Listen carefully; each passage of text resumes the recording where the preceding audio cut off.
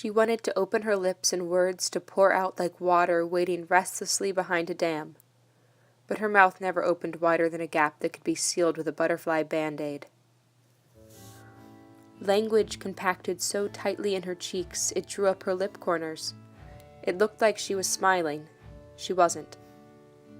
Her thoughts were inmates tightly chained to her soul, and she was locked in a cell she didn't recognize that she had built herself. It was an amber cell with red walls and blue windows, a color combination she found overwhelmingly distasteful.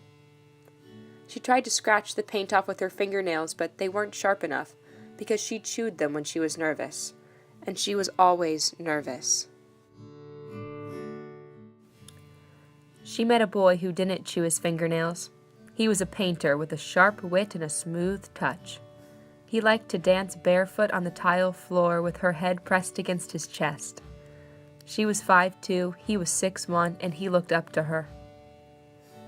The painter also found the colors of her cell distasteful, so he painted over her cell with soft lavender paint, but he left the blue windows, because she liked them, and he liked her. So the windows were blue while they were together. When she didn't have the words, he searched for them in her mouth with his tongue. He drew them out when they kissed.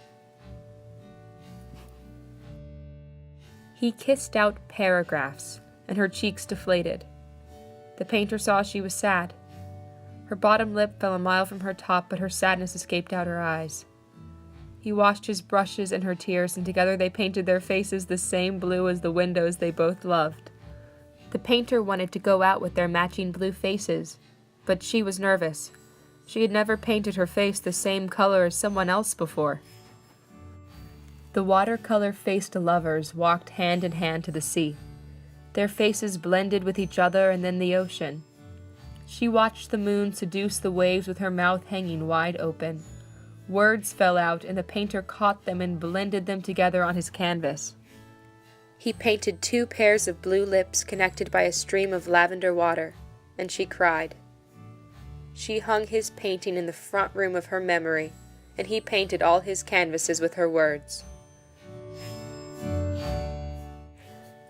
While they were in love, she painted her face blue every day, and only closed her lips when they touched his.